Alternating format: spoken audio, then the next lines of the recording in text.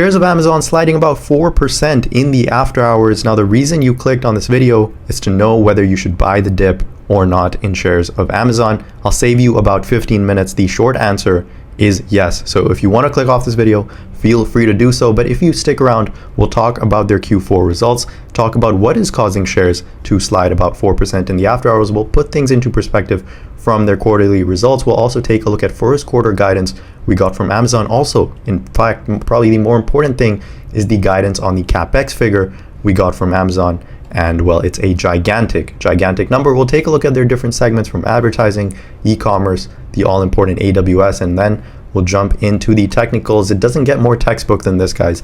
If you want to see what a uptrend looks like, I urge you to open up the technical chart of Amazon over the past 2 years, and that's pretty much what an uptrend is. Hey guys, hope you're doing well out there. It's time to take a look at shares of AMZN.com Incorporated. This business has a ton of different segments rolled up inside of it. And so when you buy shares of AMZN.com, just realize you're buying a lot of different things. You're probably buying grocery, you're buying robotics, you're of course buying e-commerce, you're buying the largest cloud service provider out there. You're also buying a piece of online advertising. So you get a lot rolled into Amazon, and that's why the shares have outperformed over the past 1 year, up nearly 41%. Now, Q4 revenues came in at $188 billion. That was good for 10.5% growth year over year. In my opinion, I think this is actually larger than what Walmart did in their previous quarter. So now you have Amazon as the largest company from a revenue perspective on a quarterly basis. That basically came in line with what Wall Street anticipated. Where you got a huge beat though was on the bottom line GAAP earnings per share of $1.86. Estimates were lower by right around 40 cents. So Andy Jassy was brought in order to not just grow the top line of this company, but more importantly, I think, to grow the bottom line. And that's exactly what he's doing. We'll take a look at their different segments as we move through this video. But the more important thing is the first quarter guidance. And in my opinion, this is what's causing shares to sell off roughly 4 to 5% in the after hours. Now, for first quarter, Amazon expects revenues to come in the midpoint of $153 billion. The consensus was closer to $158 billion. So in fact, Amazon's high-end estimate for their revenue guide is at $155. That itself is coming about $3 billion shy from the average consensus estimates. You had some Wall Street analysts closer to $160 billion. So look, 151 to 155, that would be roughly 5 to 9% growth year over year. Certainly growth is slowing down over at Amazon. Keep in mind though, as these numbers get larger, you would anticipate growth to relatively come down. Now, Amazon did say they do anticipate an unusually large unfavorable impact of roughly $2 billion from foreign exchange rate. So we know the US dollar has been relatively strong over the past couple of months. And while Amazon has a gigantic international e-commerce presence, they also have different advertising and different cloud services on the international side, and so that foreign exchange impact does tend to hurt them pretty significantly. They also do have the fact that they're lapping a leap year that they experienced last year, and so you're seeing maybe sales year over year not accelerating nearly as much because you have that leap year benefit baked into last year's numbers. So you have a couple of things. Now, in my opinion, I think analysts would have factored that in. I think in their estimates or in their consensus guidance, they would have factored in foreign exchange, also the impact of the leap year, and so you're still coming in underneath guide for that first quarter. In my opinion, that is a bit disappointing, and you're basically $5 billion shy on your first quarter guide. Now, what you do notice though is you're pretty much in line on your operating income, as the midpoint is close to $16 billion. Last year, you put up a figure close to $15 billion. So you're not seeing huge growth on your operating income year over year, at least for the first quarter. But what I want you to notice is your revenue range is roughly $4 billion, and your operating range is also about $4 billion. So what that should tell you is the operating expenses over at Amazon for this upcoming quarter are pretty much known. This company has pretty well controlled those operating expenses. And so depending on if you can come in close to the high end of your first quarter guide, if Amazon comes close to 155 billion, well, then you should fully expect operating income to be near 18 billion. Basically, every additional revenue dollar on their top line will flow pretty much all the way down to their bottom line. So from a guidance perspective, you did get a bit of a disappointing revenue guide. As we look ahead, you probably will have analysts bring in their revenue expectations for Q2, Q3, probably will keep Q4 expectations still relatively high. Analysts currently expecting this company to do roughly $200 billion in next year's Q4, and certainly I wouldn't put that out of the question. In fact, Amazon probably within this decade will be the first company to do $1 trillion in annual revenue. And well, that is a staggering number. Now, speaking of staggering numbers, Amazon was the last mega cap tech to report, and this was the company we were waiting on to hear what their capex spend would be for the full year. Now, we waited for the conference call because Amazon didn't provide their capex guide on the press release. So on the conference call, they pretty much said to expect fiscal 2025 capex to be at the same run rate that you got in this quarter. And when you annualize that, you get to a figure close to $105 billion. Now, $105 billion is the largest capex figure we've seen announced from pretty much all your other mega cap tech. Microsoft said 80 billion, Google guided for about 75 billion, and then Meta on their high end guided for about $65 billion. All things considered, you start to connect the dots for fiscal 2025 for semiconductor names like Nvidia, of course, at the top, at the forefront. Also, you have Broadcom, TSM, ASML as you go down the line, probably the hardware makers as well, also memory makers like Micron and SK Hynix. And guys, if this doesn't tell you that demand for GPUs that power AI large language models across the board remains red hot, that demand for Nvidia's Blackwell GPUs will likely surpass the demand for their previous Hopper series, then I don't know what will. This is basically 4 data points from 4 of Nvidia's largest customers. You can throw in Tesla in here as well. That's basically 5 data points that demand for Nvidia's Blackwell chips, along with Broadcom's networking, will be absolutely smoking hot in 2025. Now, one thing to note though is as you start to look ahead into 2026 and 2027, which look, a lot of investors will begin to do in the subsequent quarters, is maybe in 2026 you won't get an increase like you are in 2025. Maybe capex won't go down, but in my opinion, it would actually stay probably relatively flat. So over at Nvidia, over at different semiconductor names, you might not see the same year-over-year growth, but this we're talking basically about 18 months from now. So you still have plenty of time for capex to be ramped up in fiscal 2025. So $100 billion capex figure, that is the important number we were waiting on with Amazon. Now, in terms of the different segments, we love to take a look at the e-commerce business, which over here in North America continues to scale in operating income. I mean, your operating income there basically up 50% from 6.5, call it up to $9.3 billion.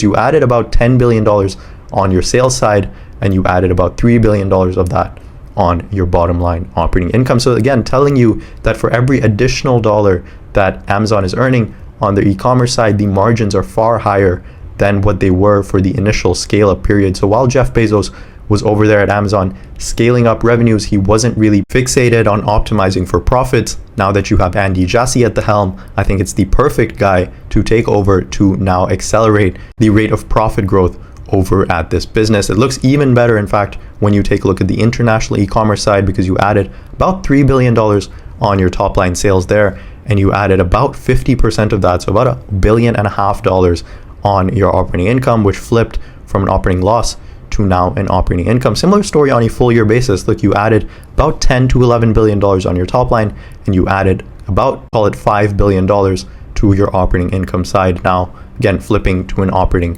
profitability. And of course, the cash cow of the business remains the cash cow, as you have AWS operating income coming in at $10.6 billion last year. You were closer to $7 billion. So AWS remaining relatively strong. In fact, in this most recent quarter, you had a very strong growth rate as well from AWS of nearly 19%. So in fact, in my opinion, the street loves to watch the AWS year-over-year growth rates.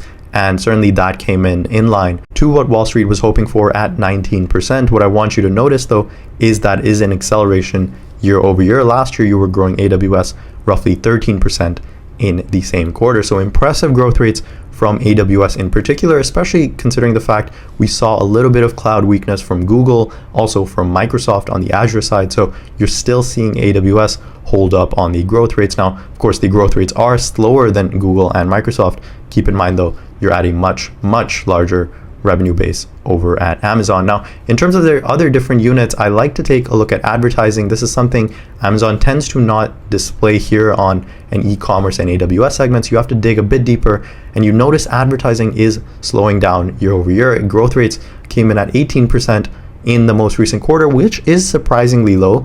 This is a number I was actually anticipating to be higher, considering the fact that we saw Meta and Google search business do really, really well in their Q4. We also saw strong search revenues from Microsoft, which was a bit surprising. And so seeing advertising revenues only, and I say only in parentheses, grow at 18% is a bit surprising, especially last year you're growing closer to 26%. So you're seeing sequential slowdowns on the advertising side. Now, some of that is probably due to the fact you've also seen your third-party seller services begin to slow. And so maybe this could be a good sign for companies like Etsy, maybe even Shopify. I don't know if you can go that far to connect the dots, but look, over the past couple of months, Amazon has hiked up some fees on third-party seller services, particularly as it relates to warehousing and logistics. And so maybe you have some third-party sellers move off of Amazon and maybe open up their own Shopify stores, maybe move over to Etsy. So that is something to note, and certainly that is affecting a much larger advertising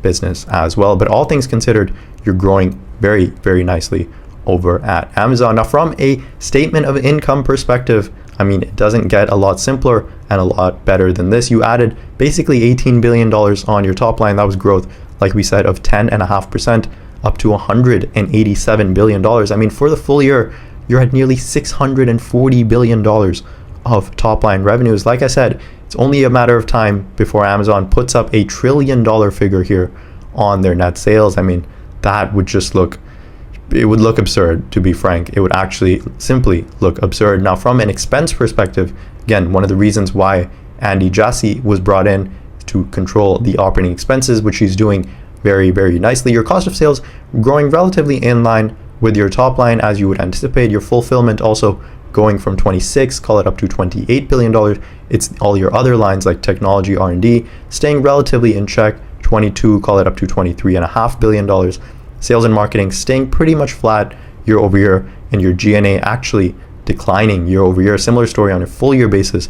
Your G&A costs actually came down for the full year. And so what that will do is it will explode your operating income from $13.2 billion up to $21.2 billion. So you added on pretty much $7 billion, call it $8 billion on your operating income side off of an additional $18 billion of revenue. That is very juicy margins. Again, for the additional dollar that Amazon is earning, a lot is flowing down to the operating side. It's during their scale-up period that this company was doing for the past 10, 15, 20 years where the margins looked really, really low. And that flows down to your net income side, which essentially doubled year over year on a quarterly and full year basis. You're now looking at $60 billion of full year net income. That certainly is really impressive. From a balance sheet perspective, got a lot of things to like. One thing to absolutely love is $100 billion of cash and cash equivalents sitting over on the balance sheet. You also have nearly $250 billion worth of property, plant, and equipment here on the balance sheet. This, of course, includes their warehouses, robotics, planes, trucks, different logistics networks. Of course, also includes AI infrastructure in there as well. Now, Amazon does balance off that cash with a fair amount of long-term debt, nearly $53 billion.